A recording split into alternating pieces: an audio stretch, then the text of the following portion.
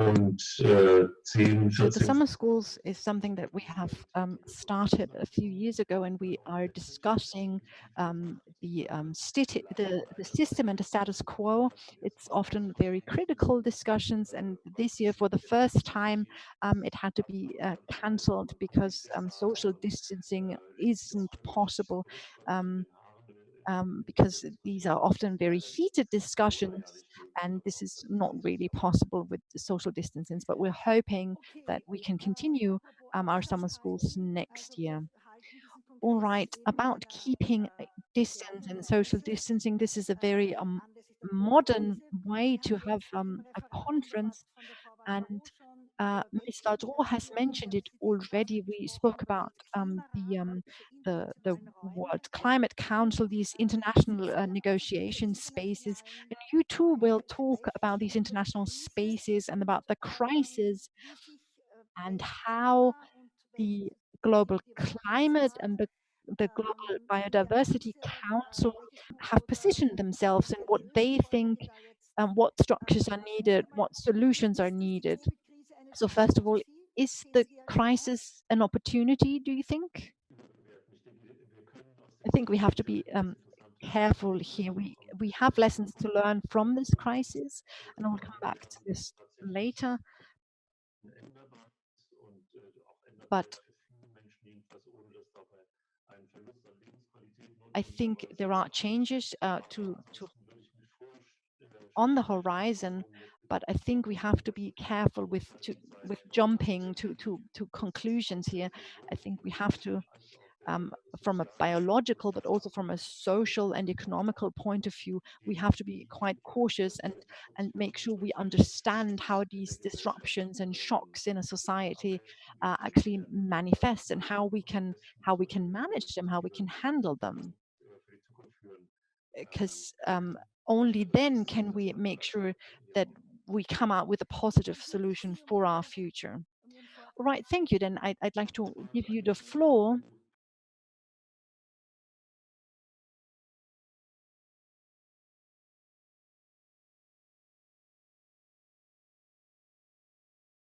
So basically, there are three main points. First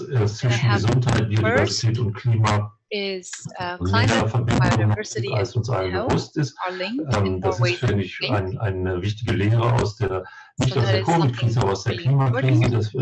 is something really important. The second point stabilizing climate and conserving biodiversity, the role of agriculture and land use. I'm not an expert in agriculture, but I have opinions.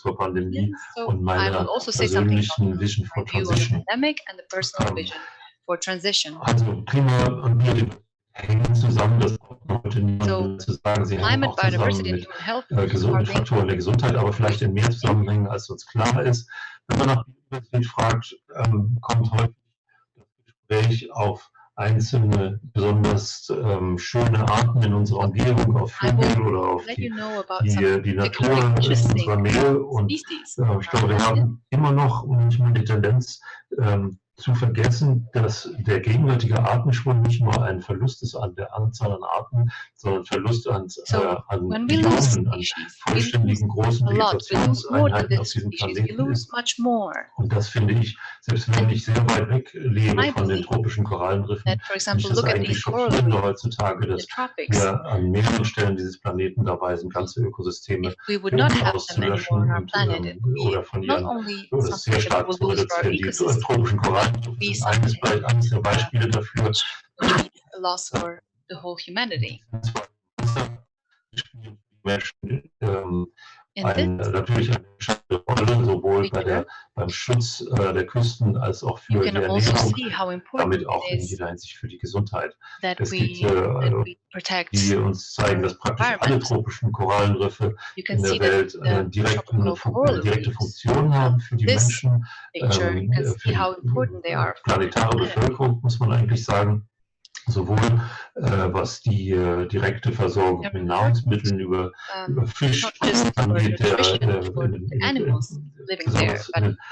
der Riffe seinen Nachwuchs aufzuziehen, als auch über Tourismus und über Küstenschutz und über andere Faktoren. Das halte ich unter den vielen Aspekten der Biodiversitätskrise, von denen nachher Josef Settler auch noch sprechen wird, für ein besonders großes und wichtiges Thema, was häufig vielleicht man in Mitteleuropa die Tendenz hat zu übersehen.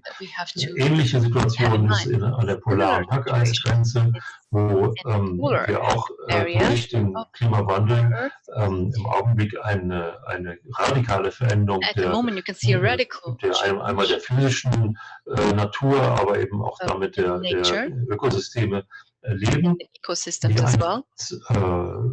I apologize. I cannot really hear everything well, so everything that I get, I translate. Sorgen machen I'm sorry, und just the audio is not as good as it should be.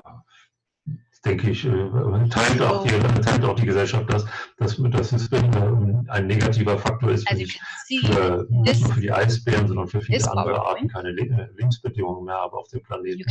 Aber was besonders wichtig auch ist, dass es viele unsichtbare Bereiche gibt und Zusammenhänge gibt im Ökosystem, für unsichtbar jedenfalls für denjenigen, der sich nicht direkt wissenschaftlich damit beschäftigt.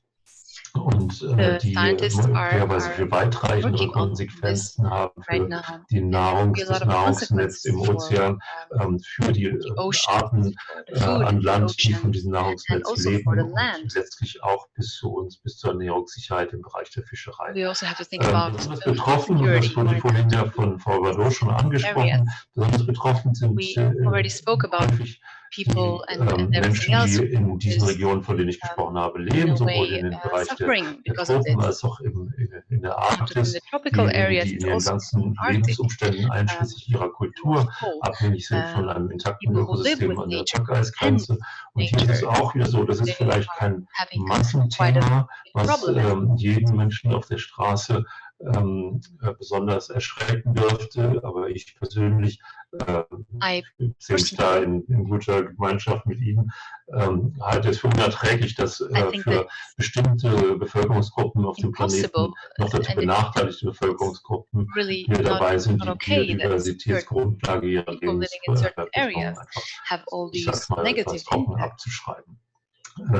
Ich habe schon darauf hingewiesen, auch das Ökosystem hängt mit vielen anderen Ökosystemen zusammen an Land, bis hin zu der Tatsache, dass der Klimawandel, wie der letzte IPCC-Bericht ganz anschaulich hier gezeigt hat, übrigens unter der Koordination von Josef Settler, den Sie nachher hören können, dass zum Beispiel sowas wie Waldbrände in Sibirien auch letztlich zusammenhängen mit dem Klimawandel.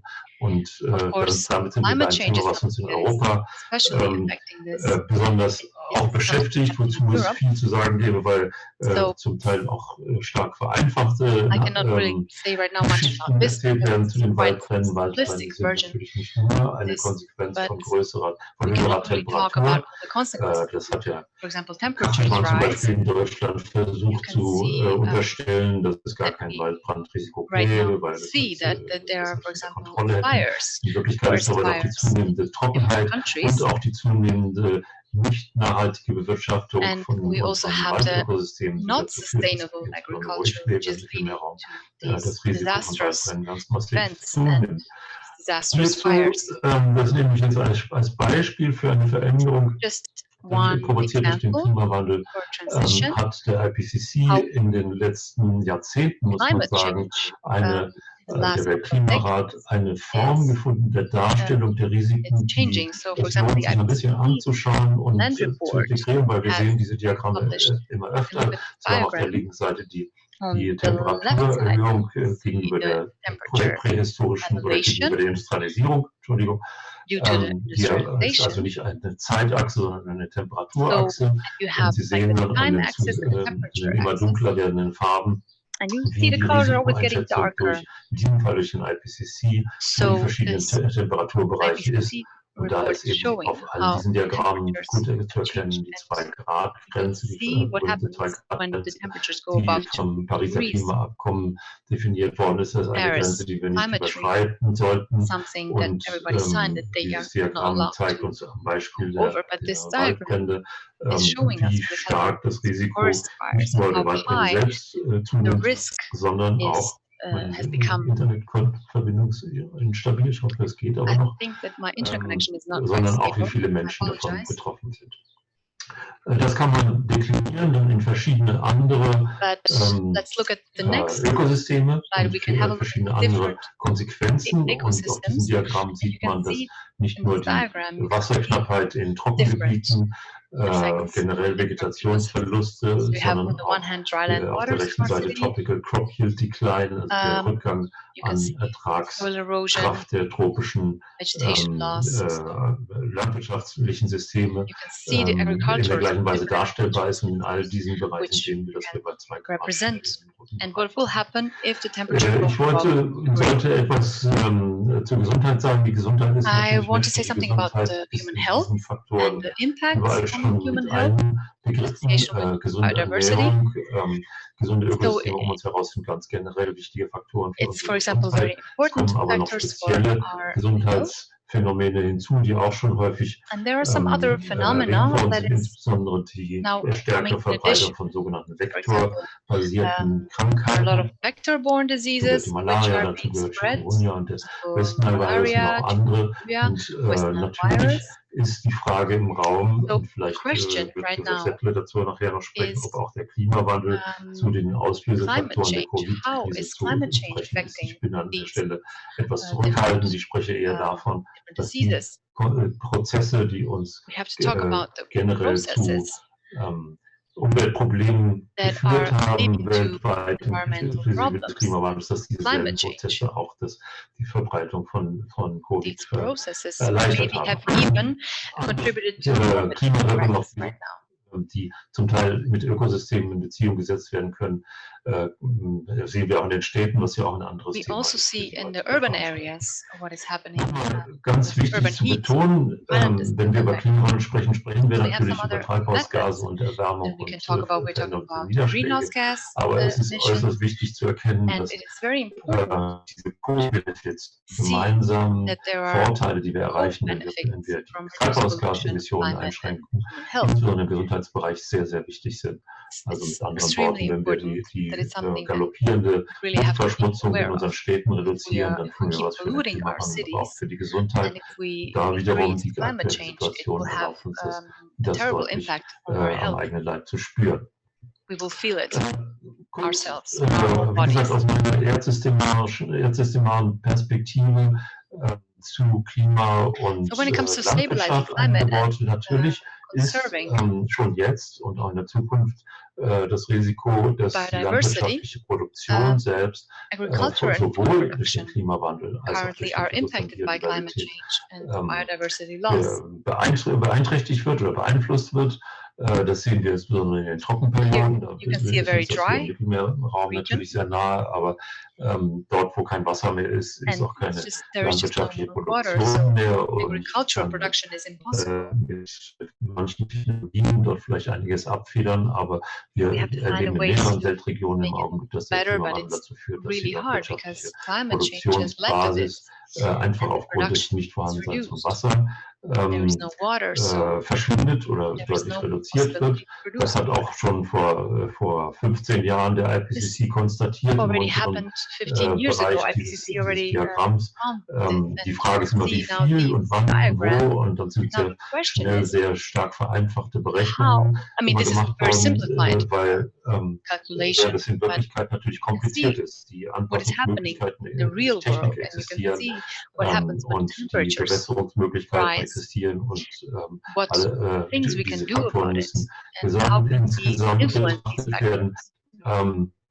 Was aber deutlich ist, und hier auch wieder die Gesamtdarstellung aus dem allerletzten IPCC-Sonderbericht zu Land, dass die Instabilität der Ernährungssicherheit zunimmt, mit zunehmendem Klimawandel auch und übrigens wegen der starken Preisverschiebungen, die sich ergeben könnten, wenn plötzlich bestimmte Anbaugebiete für irgendwelche Produkte anderswo ausfallen und damit vielleicht die Welthandelsströme sich verschieben. it makes Ich will nicht übergehen, dass es eine wichtige Diskussion gibt im Mittelmeerraum zu der Frage der Konflikte und der Flüchtlingsströme, in welcher Weise diese mit landwirtschaftlichen Verlusten durch den Klimawandel zusammenhängen. Das ist eine sozialwissenschaftlich komplexe Debatte, die nicht mit ganz einfachen Fragen Antworten zu erledigen ist, aber es ist schon aus unserer Sicht gut begründet, nachvollziehbar, dass der Syrienkrieg und auch die damit zusammenhängenden Flüchtlingsströme innerhalb der Region und aus der Region heraus zusammen verstärkt wurden durch die starken und beispiellosen Trockenperioden, die es Ende der 80er und Anfang und Ende der 90er Jahre gegeben hat in der Region und dann ganz besonders nach 2005. Diese Zusammenhänge kann man nicht vorstellen, aber das ist diese Zusammenhänge. It's very difficult to show these connections as if A then B. It's a lot more complex than that.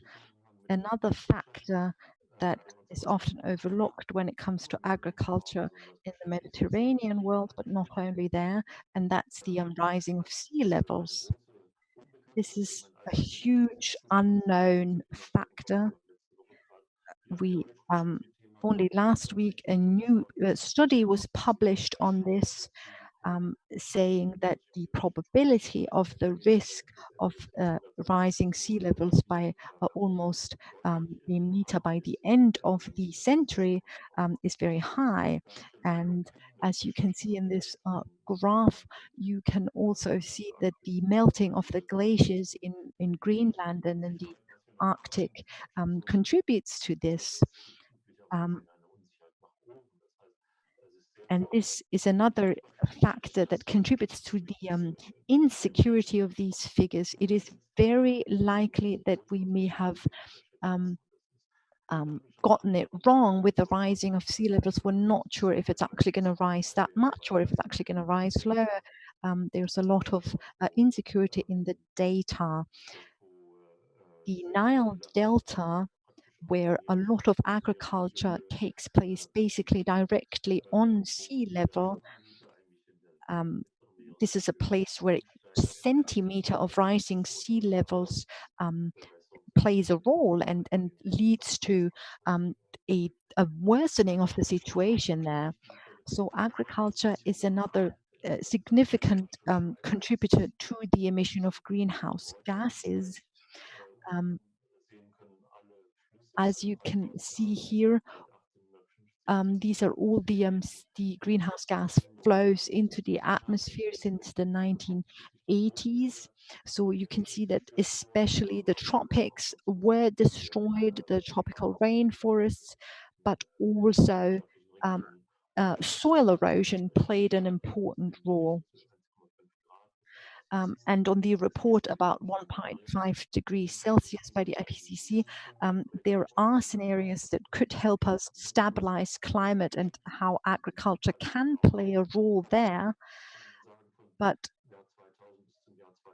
between 2000 and 2100, there's still a lot of insecurity there. So the situation that we're working with is that we say with sustainable land use in agriculture and forestry, we may be able to achieve the goal that CO2 emissions can be reduced.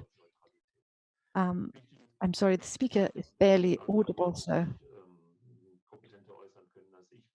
I'm sure there are other experts that have more to say on this than myself, but CO2 emissions, of course, play a role in the loss of biodiversity. Agriculture and sustainable forestry can contribute to the stabilization of the CO2 emissions. That is one thing that we can say. The report of the IPCC showed that there are different scenarios and options that can help improve the management of land use and an improvement in land use that may have a positive impact for avoiding and preventing climate change. But they also recommend measures that you can see highlighted in red here, where the carbon content of soil increases, and that would protect us from soil erosion. These are all highlighted in blue, meaning that they have the potential to contribute at affordable cost to climate protection on a global level. This diagram might be a bit cryptic here. We can see the different paths of societal development here that recommend a protection of natural resources.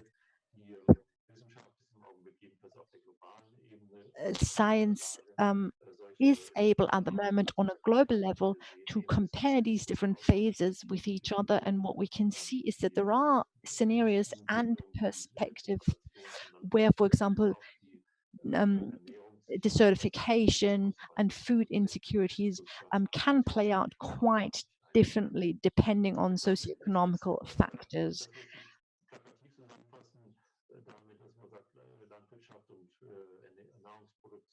We could say that agriculture and food production are the key to reaching the sustainable development goals. I'm sorry, the speaker is barely audible. There's so much interference. We've also mentioned equality and gender studies that also play a role there. So this is my only slide on the principles of agroecology and how we can achieve these goals within the concept of agroecology as defined by the United Nations. These are different agroecological methods that can contribute to climate protection. It doesn't mean that they will solve it. It does mean, however, that implementing these principles can have a positive impact on the role that agriculture plays in climate change and also other social and economical objectives.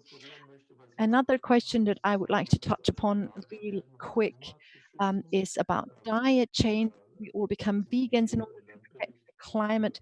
The IPCC land report cites is often cited that saying that a vegan diet would be best for the environment, but that is very much distorting the conclusions of this report, because what it actually says is that a balanced diet that features a lot of plant-based food is best for the environment.